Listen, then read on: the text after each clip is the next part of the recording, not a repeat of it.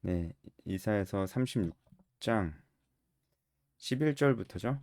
11절부터 한번 보겠습니다.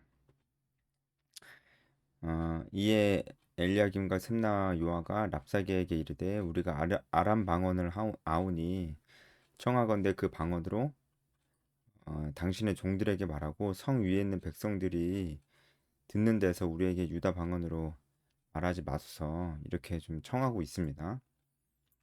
어, 이제 엘리야김과 셈나와 요아는 아람 방언을 알았습니다. 이 당시에 그 아람어는 어, 이 근동 지방에 통용되고 있는 외교 언어였어요. 그래서 이제 문관이었던 이제 그, 그 정치인들이었던 엘리야김과 셈나와 요한은 이제 아람어를 알았지만 일반 백성들은 모르는 경우가 많았기 때문에 이제 아람어로 얘기를 해달라는 거죠. 히브리어로 하면은 백성들까지 다 알아들으니까 그렇게 해달라고 하는 거죠. 이것은 어, 이제 정당한 요구였습니다. 지금 어, 사실은 이제 이 랍사계는 외교적으로 어떤 제안을 하려고 온 거잖아요. 어떤 대사의 자격으로 어떤 외교관의 자격으로 온 거잖아요. 그러면은 이 남유다의 어떤 대표격이 되는 사람들과만 얘기하면 되는 거였는데 그게 통상적인 예의였는데 지금 뭐 랍사계는 어떤 예의를 갖추고 그러지는 않죠. 그래서 어, 지금 그 외교적으로 아람어를 사용해야 되는 것도 그냥 자기 마음대로 그렇게 하지 않고 히브리어로 성 위에 있는 모든 백성들이 다 들을 수 있도록 지금 얘기를 하는 겁니다. 일부러 그렇게 얘기를 하는 거예요. 이 당시에 이제 성벽 위에는 랍사게와 예루살렘 사절단 사이에 대화를 듣기 위해서 많은 사람들이 모여 있었던 것으로 추정이 돼요. 그래서 그 사람들이 이제 아람어가 아니고 이제 히브리어를 다 알아들으니까 랍사게가 하는 얘기 다 들었겠죠. 12절 랍사게가 이르되 내 주께서 이 일을 내 주와 내게만 말하라고 나를 보내신 것이냐 너희와 함께 자기의 대변을 먹으며 소변을 마실 성위에 있는 사람들에게도 하라고 보낸 것이 아니냐. 어, 이건 지금 어느 정도의 그 협박성 발언이죠. 너네들이 항복하지 않으면 너네가 너희 대변을 먹고 소변을 마시게 될 것이다. 라고 하는 협박성 발언입니다. 그래서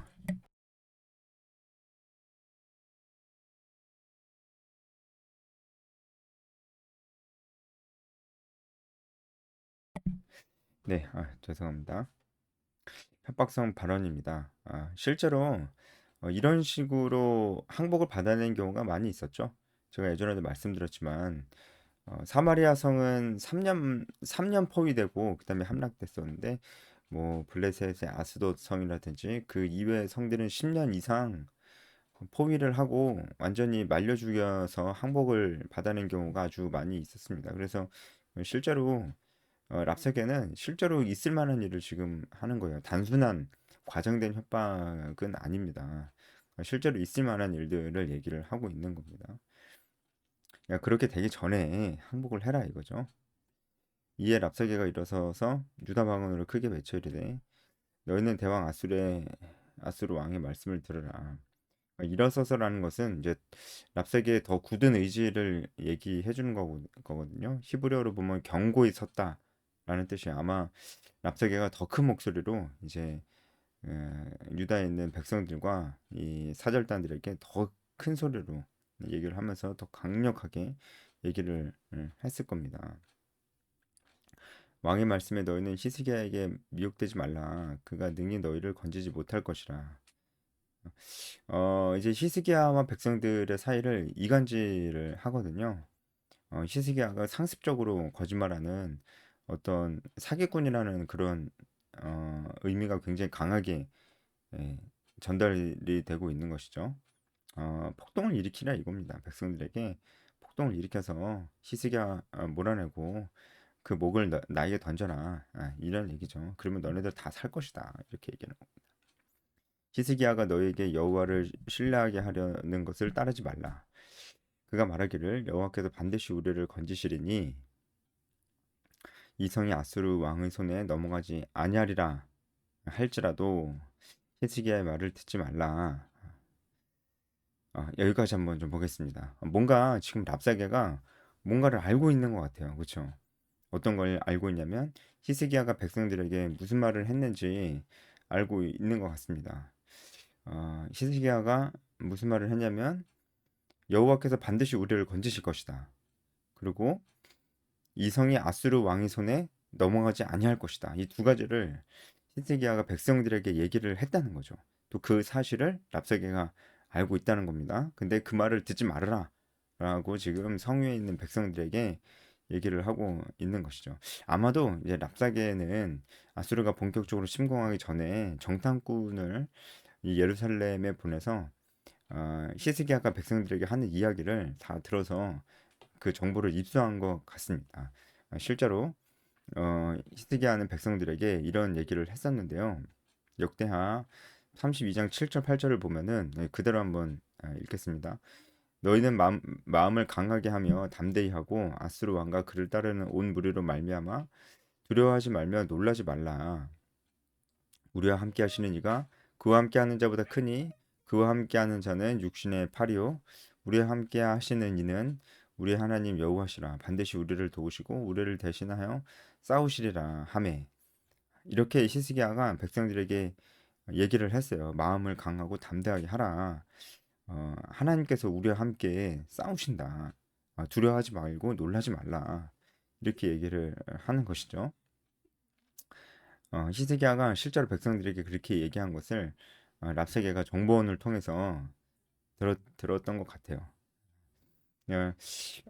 어제 했던 얘기를 제가 한 번만 더 말씀을 드리자면은 히스기야가 이렇게 백성들에게 하나님을 의지해야 된다라고 이 결연에 찬 어떤 연설을 했을 때 히스기야는 굉장히 이제 하나님이 우리를 진짜 지켜주실 것이라는 그런 확신으로 가득 차 있었을 것입니다. 이제 히스기야가 한번 잘못한 적이 있었거든요. 그 잘못한 자신의 어떤 잘못을 하나님 앞에 회개하고 지금 다시금 이제 신앙을 회복하면서 하나님을 전적으로 의지해야 되겠다라고 생각을 하면서 본인도 이제 그렇게 생각을 했고 백성들에게도 그렇게 얘기하는 것 같아요. 히스기야가 맨 처음에는 아주 잘했다가 중간에 한번 흔들렸다가 지금 다시 회복한 거거든요.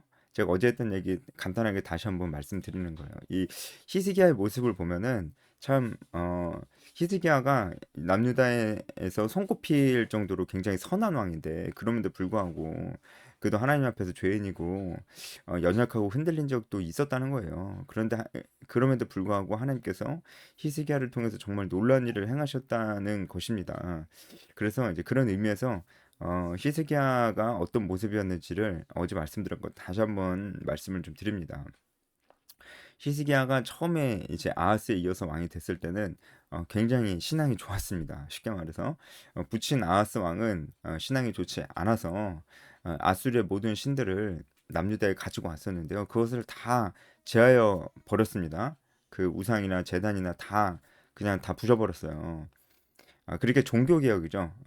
여호와 신앙으로서 종교 개혁을 이렇게 이뤘는데 어, 아수르의 1차 침공이 있었던 거예요. 아수르의 1차 침공이 이 남유다에 있었던 겁니다. 그때 히스기야가 굉장히 놀랐고 두렵고 떨렸던 것 같아요. 그래서 성전에 있는 보물까지 다 내어주면서 아수르를 내보냈고 그때 이 히스기야가 애굽을 좀 의지했었던 것 같습니다. 그 전후로 해가지고 어, 어, 아수르의 1차 침공 전후로 해서 애굽을 히스기야가 의지했던 것 같습니다. 이것이 하나님께서 정말 싫어하시는 것이었고 이사야 선지자를 통해서 히스기야 왕에게 계속해서 말씀을 하셨던 거거든요. 애굽을 의지하지 말고 하나님을 의지하라고. 그런데 그때 이제 히스기야의 믿음이 좀 흔들렸었죠. 근데 그렇게 아수르가 1차 침공을 하고 물러간 뒤로 얼마 안 있다가 다시 2차 침공을 한 거예요. 그래서 그건 아마 이제 아수르가 2차 침공을 한 것은 아마 히스기야가 애굽을 의지하고 있다는 얘기를 듣고 2차 침공을 한 것 같습니다. 이때 2차 침공이 있었을 때 그 2차 침공을 전후로 히스기야가 하나님 앞에서 다시 믿음을 회복한 것 같습니다. 아, 내가 잘못했구나. 하나님 앞에 회개하면서 자신의 잘못을 뉘우치고 하나님만 의지하기로 그렇게 결심을 했던 것 같습니다. 그래서 2차 침공 때는 이 히스기야가 1차 침공 때와는 완전히 다른 태도로, 완전히 180도 다른 태도로 지금 나오고 있는 것이죠. 완전히 이제 성을 요새화 시키고 백성들에게 그 마음을 굳건히 해라 이렇게 얘기를 하되 애굽 때문에 굳건히 해라 그게 아닙니다. 마음을 굳건히 해라. 왜냐하면 하나님이 우리와 함께 하실 것이다. 라는 이유로 마음을 굳건히 해라. 이렇게 백성들에게 얘기하고 있잖아요. 1차 침공 때랑은 완전히 다르죠. 그러니까 뭔가 히스기야가 다시 마음을 굳게 먹고 하나님을 굳게 의지하기로 이제 한 것이죠. 이제 지금 랍사게는 그 이야기를 하는 겁니다. 그렇게 히스기야가 너네들한테 하나님을 굳게 의지하라고 했는데 너네 그거 믿지 마라. 그 히스기야 말을 듣지 마라. 이렇게 얘기를 하는 것입니다. 우리가 히스기야의 믿음을 좀 묵상해 보면 좋은 우리의 묵상 포인트가 될 수 있을 것 같은데요. 우리도 이렇게 히스기야처럼 굉장히 뜨겁게 살다가 한번 이렇게 흔들릴 때가 있어요. 흔들리고 믿음이 연약해지고 그럴 때가 있어요. 히스기야도 그랬잖아요. 그런데 그럼에도 불구하고 어려움이 닥쳤을 때나 우리가 다시금 하나님 앞에 돌아가기로 마음을 먹는다면은 하나님께서 받아주신다고요. 그러니까 우리가 이제 앞으로 볼 말씀이긴 하지만 하나님께서 이 히스기야를 다시 받아주셔서 진짜 도와주시거든요. 그러니까 이 히스기야의 모습을 보면서 우리도 어, 우리가 연약하고 혹은 죄를 지었다고 해도 낙심하지 말고 그 죄를 그대로 하나님께로 들고 가서 회개기도 하고 정말 진심으로 회개하면서 다시 하나님 앞에 나아가면은 하나님이 반드시 받아 주신다라는 것을 우리가 잊지 말아야 되고요. 그리고 또 한 가지 우리가 히스기야의 모습을 보면서 묵상할 수 있는 것은 믿음의 도전입니다. 믿음의 도전이 필요해요. 만약에 히스기야가 지금 아주 절박한 운명에 처하게 됐는데 사실 이 절박한 운명에서 벗어날 수 있는 길은 너무나 간단하거든요. 그냥 아수르의 손을 잡으면 돼요. 지금 랍사게가 이제 15장, 15절, 16절, 17절까지 해서 이제 이스라엘 백성들을 회유하거든요. 그 회유하는 내용이 정말 달콤합니다. 어떻게 회유하냐면은 너네가 16절에 포도와 무화과를 먹을 것이다. 이렇게 회유하잖아요. 예, 이 말씀은 랍사게의 이 얘기는 12절의 이야기와 대조되는 것이죠. 12절에는 너희가 너희 대변을 먹고 소변을 마실 것이다. 이렇게 얘기했는데 지금 완전히 반대의 이야기를 하는 거잖아요. 너네가 자기의 포도와 자기의 무화과를 먹게 될 것이다. 너네들이 풍성하게 먹게 될 것이다. 이렇게 얘기를 하잖아요. 그러니까 채찍과 당근을 이렇게 주는 거죠. 근데 지금 당근을 얘기하고 있는 겁니다. 랍사게가요. 그러니까 히스기야의 말을 듣지 않고 내 이야기를 들으면 너네 진짜 이렇게 될 것이다. 근데 랍사게가 없는 이야기 하는 건 아니에요. 랍사게가 거짓말은 안 하거든요. 지금 계속해서 하나님 믿지 않는 것은 분명하지만 그가 약속하고 있는 것은 실제로 사실입니다. 다른 이방 민족들도 아수르에 편입되었던 다른 민족들도 실제로 그렇게 편입돼서 잘 살게 됐거든요. 그래서 실제로 팩트를 얘기를 하고 있는 거예요. 랍사게가 실제로 아수르에게 항복하면은 전혀 문제 없이 잘 살게 될 것이고 어, 어, 곡식과 포도주와 떡과 포도원이 있는 땅에 옮겨지기까지 할 것이다. 17절에 그렇게 얘기를 하고 있는 거예요. 아, 그러니까 히스기야나 남유다 백성들이나 이 절박한 상황 속에서 지금 온 나라의 성들이 다 점령당하고 군사적 요충지이자 애굽을 의지할 수 있는 가장 마지막 수단이었던 요새였던 라기스마저 점령당하고 지금 예루살렘 하나밖에 안 남았는데 지금 뭐 예루살렘 성이 함락되는 건 그냥 시간 문제인데 이 상황에서 절박한 상황 속에서 그냥 아수르가 내미는 손을 잡기만 하면은 모든 게 만사 오케이. 아무도 피 흘리지 않고 그냥 진짜 풍성한 삶을 누릴 수가 있는 거거든요. 그런데 지금 왜 그렇게 하고 있지는 않나요? 왜 그렇게 하고 있지 않나요? 그렇게 하고 있지 않은 이유는 바로 그들의 믿음 때문입니다. 히스기야가 하나님 믿기 때문에 그래요. 남유다 백성들도 나중에 이제 볼 테지만 랍사게의 말에 대꾸하지 않고 잠잠하거든요. 그렇게 하는 이유도 하나님을 믿기 때문입니다. 이게 신앙의 행동이죠. 그들이 믿음이 있기 때문에 그 믿음의 행동대로 지금 랍사게의 손을 잡지 않는 겁니다. 한마디로 믿음 때문에 겪게 되는 어려움이에요. 이들이 신념이 없었다면, 정말 하나님께서 하신 말씀에 대한 그런 신념이 없었다면은 사실 굳이 이런 어려운 상황을 겪지 않아도 되거든요. 어, 굳이 이런 절박한 상황까지 내몰릴 필요도 없거든요. 사실 아수르의 손을 잡는 거는 너무나 쉬운 일이거든요. 그런데 그렇게 하지 않는 것입니다. 쉬운 길을 택하지 않고 오히려 어렵지만 하나님 말씀을 믿고 의지하는 길을 택한 것이죠. 히스기야가 그 길을 택했고 이 위대한 영적인 지도자를 따라서 남유다 백성들이 그 길을 택하게 된 것입니다. 여러분 그래서 이 부분은 우리가 충분히 묵상해 봐야 될 부분이 아닐까요? 우리 정말 우리가 진짜 믿음이 있다면 우리가 진리를 믿는다면 우리의 믿음은 말 그대로 그 장난이 아닙니다. 우리는 절대로 그냥 안 믿는 사람들과 절대로 평범하게 살아갈 수가 없다는 거예요. 그냥 돈 벌고 그냥 워라밸 지키면서 그냥 취미생활 적당히 즐기면서 결혼하고 그냥 애 키우면서 그냥 그렇게 그냥 평범하게 살아갈 수 있는 인생이 우리는 이미 아닙니다. 왜냐면 우리는 믿음의 도전을 해야 되기 때문에 그래요. 우리가 가지고 있는 믿음대로 살아야 되기 때문입니다. 믿음대로 사는 것이 정말 어렵기 때문에 그래요. 하나님께서 우리에게 알려주신 윤리적, 도덕적 가치 기준대로 내가 먼저 살고 다른 사람들도 그렇게 살게끔 해야 됩니다. 나만 그렇게 살면 안 돼요. 하나님의 통치가 이 땅에 이루어져야 되거든요. 그런 의미에서 다른 사람들도 그렇게 살게끔 해야 됩니다. 이것이 우리에게 주신 문화 명령이에요. 우리가 직장을 가질 때도 우리가 어떤 일을 할 때도 그것을 하나님의 나라와 연관시켜서 하나님의 나에게 주신 재능을 발견하고 그것을 다른 사람을 위해서 쓰는 것이 우리의 직업이 되어야 됩니다. 뭐 말이 쉽지 굉장히 어려운 일이잖아요. 뿐만이 아니고 지상명령 하나님이 우리에게 복음을 전하라고 했어요. 그리고 제자를 삼으라고 했어요. 이거 반드시 해야 되거든요. 이거는 뭐 그냥 자기의 일은 전혀 아니라고 생각하는 것처럼 그렇게 살면은 절대로 안 돼요. 근데 그렇게까지 살아가는 게 얼마나 힘들어요. 벌써 지금 제가 말씀드린 거 이렇게 살아가는 게 얼마나 힘듭니까? 예? 그냥 이렇게 살아가지 않으면은 그냥 세상 사람들처럼 똑같이 그냥 살아가는 거예요. 그래도 뭐 힘들다고 하겠지만 그건 절대로 힘든 길이 아니거든요. 믿음을 가지고 있다면 믿음의 결단을 하고 믿음의 도전을 해야 됩니다. 믿음의 도전하면 진짜 힘들어요. 절박한 상황이 올 수도 있습니다. 그럼에도 불구하고 우리에게 이것을 명령하신 하나님을 의지하면서 이 믿음을 굳건히 붙들고 삶으로 살아내야 된다는 거잖아요. 지금 오늘 말씀 그것을 얘기해 주고 있잖아요. 그렇게 했더니 결국은 어떻게 됩니까? 우리가 이 이야기의 결말을 알잖아요. 하나님께서 도우십니다. 히스기야가 그냥 하나님이 어, 알아서 해주실 거다. 나는 기도만 하지 뭐.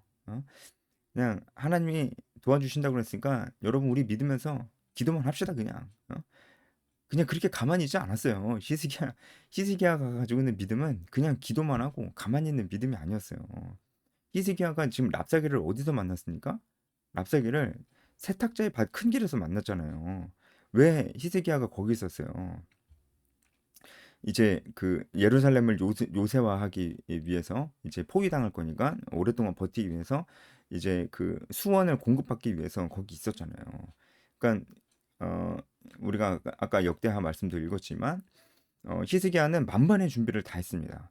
아수르가 침공해 온다는 소식을 듣고 백성들 모아놓고 하나님 말씀 전하기도 하고 그리고 만반의 준비를 했습니다. 그러니까 믿음이 있다는 것은요, 그냥 기도만 하고 알아서 해주시겠지. 뭐 기도만 하고 누구누구 복음 듣게 해주세요. 기도만 하고 복음 진짜 진작 전하진 않아. 그냥 그렇게 가만히 있지는 않는다는 거예요. 행동을 합니다. 믿음은 자신의 시간을 낸다는 거예요. 자신의 물질을 드린다는 거예요. 히스기야는 그렇게 하고 할 수 있는 거 다 하고 그리고 그 다음에 하나님께 맡겼어요. 우리도 그렇게 해야 되지 않겠습니까? 지금 이 랍사기에는 어떻게 보면은 사탄 마귀를 대표하고 이 세상 나라를 대표하는 거예요. 다 거짓말이다 그거. 히스기야가 한 말 다 거짓말이다. 듣지 마라. 그 말만 안 들으면은 너네들 편안하게 살게 해줄게. 이런 얘기들이 우리에게 들려오는 건 아닙니까? 너네들은 나랑 손만 잡으면 돼. 너네 이미 봐봐. 너네 지금 꼬라지를 봐봐. 너네 끝났어. 내 손만 잡으면 돼. 지금 이렇게 얘기하고 있는 거 아닙니까? 우리가 그 손을 잡는 순간 이제 진짜로 끝나는 것이죠. 아마도 이제 그 이 랍사게의 말이 이 말을 듣는 남유다 백성들의 마음이 진짜 갈등이 많이 됐을 거예요. 왜냐면은 너희 대변을 먹고 소변을 마실 것이다라는 이야기는 실제로 있었던 일이거든요. 멀리에서 있었던 일도 아니고 바로 북이스라엘도 그렇게 포위가 돼서 그렇게 멸망당하게 됐고요. 뭐 이전에도 그런 일들이 있었기 때문에 아주 두려웠을 겁니다. 그럼에도 불구하고 그들은 믿음을 선택을 한 것이죠. 어, 17절에 랍사게가 너희 본토와 같이 곡식과 포도주와 떡과 포도원이 있는 땅에 옮기기까지 하겠다. 그러니까 내가 너희들을 딴 데서 살게 해주겠다. 딴 데서 이렇게 얘기를 하는 건데 이게 얼핏 들으면은 되게 좋은 데로 이주하게 해준다는 약속 같지만 그렇지 않고요. 이것이 아수르의 어떤 정책이었습니다. 그러니까 혼혈 정책이에요. 다른 데로 이주시켜가지고 민족의 정체성을 혼란스럽게 만들어 버리는, 민족의 정체성을 흐리게 만들어서 반란을 아예 애초부터 막아버리는 그런 그 혼혈 정책, 식민 정책이었습니다. 그래서 좋은 게 아니죠. 그리고 다른 곳에 이주하게 하겠다라는 이 랍색의 말은 남유다 백성들이 여호와 신앙이 있다면 절대로 들어서는 안 되는 제안이었습니다. 왜냐하면 이 땅은 약속의 땅이기 때문에 그렇죠. 딴 데로 가면 안 됩니다. 하나님께서 이 땅에 머물라고 말씀하셨기 때문에 그렇습니다. 근데 그것이 교묘하게 아주 교묘하게 그래도 되지 않을까 이렇게 꼬시고 있는 거죠. 세상이 우리를 그렇게 유혹을 하죠. 혹시 히스기야가 너에게 이르기를 여호와께서 우리를 건지시라 할지라도 속지 말라. 계속 그렇게 얘기를 하죠. 다른 나라들도 다 무너졌다. 그렇게 얘기를 하면서 계속해서 그들의 마음을 흔들지만 21절에 어, 이 백성들이 잠잠하고 대답하지 않았습니다. 왕의 명령에 따랐습니다. 왕의 명령에 따르는 것은 지금 히스기야와 이간질하려고 하는 랍사게의 시도가 잘 먹혀들지 않고 있다는 것이고 남유다 백성들도 하나님을 향한 믿음 가운데 있다는 것을 보여주고 있습니다. 네, 오늘 여기까지 해설하겠습니다.